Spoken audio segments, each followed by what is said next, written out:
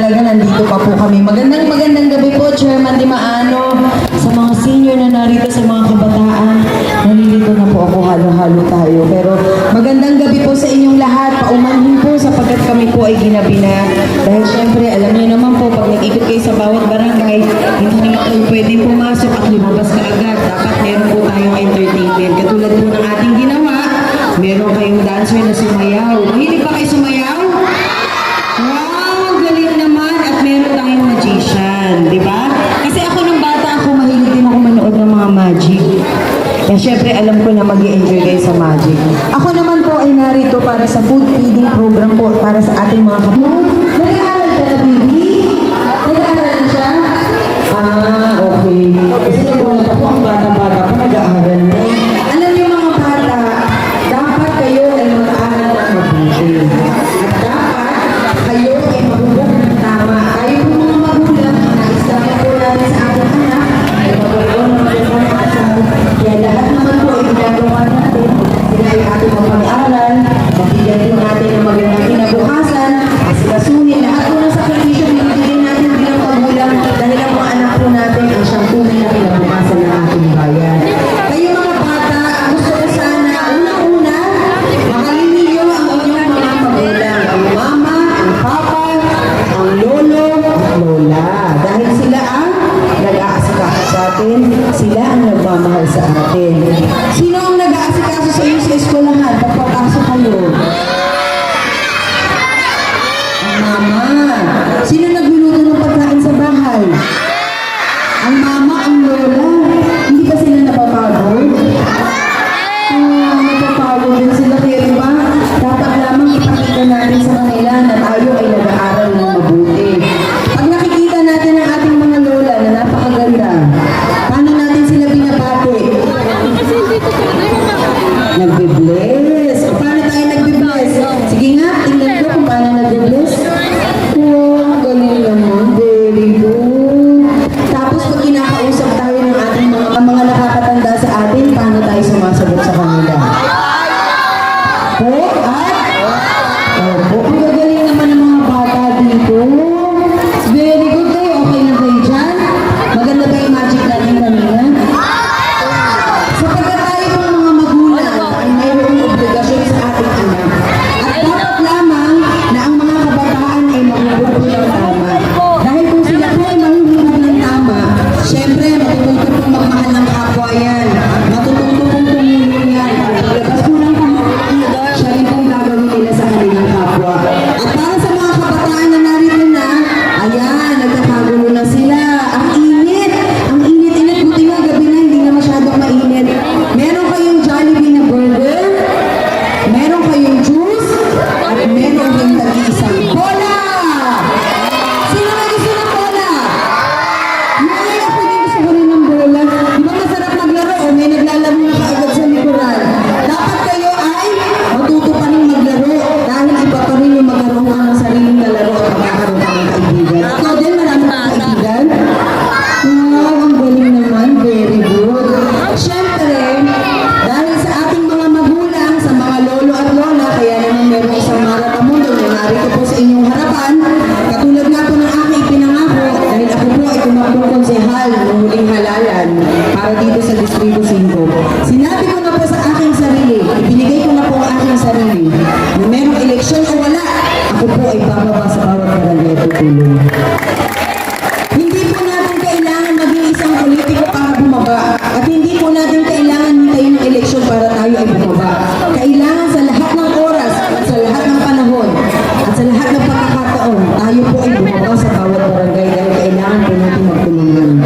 Ang ating mahal na Bongbong Marcos, sa ating mahal na Pangulong Bongbong Marcos, ang nais lamang po niya ay mabigyan tayo ng direktang benepisyo, lalo-lalo na po ang ating mga senior na siyang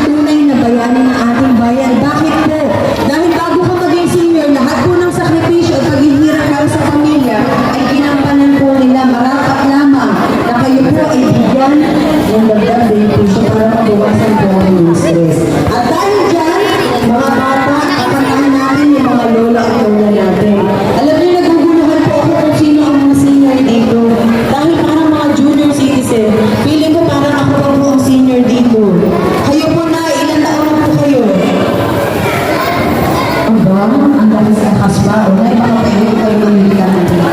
Pwede ba alalayan natin ang nanay dito? Kuya wala. Ang basta yung baby mo? Diyos ko, nahiyan naman ako sa edad mo. Ako po, malakas pa kung ako mag-iilan. Pero dito po kayo lang. Baka pwede ko sandali lang naman po ito. Hindi naman po tayo, hindi po lang sasayaw. Hindi tayo magmamagic. O po tayo mag-alala. Ayan.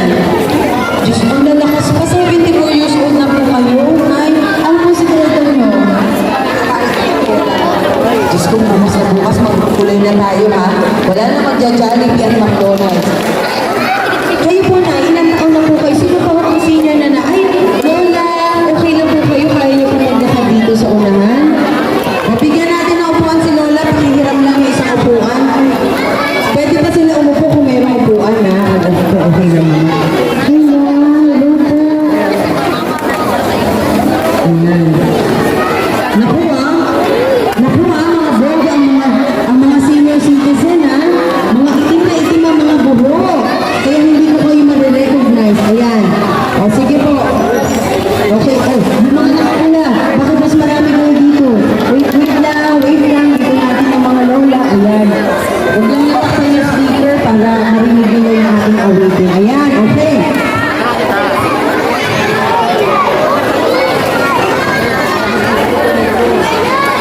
Okay po, sige. Mga bata, kakantahan lang natin yung ating mga lolo at lola para kahit pa paano sila naman ay sumaya.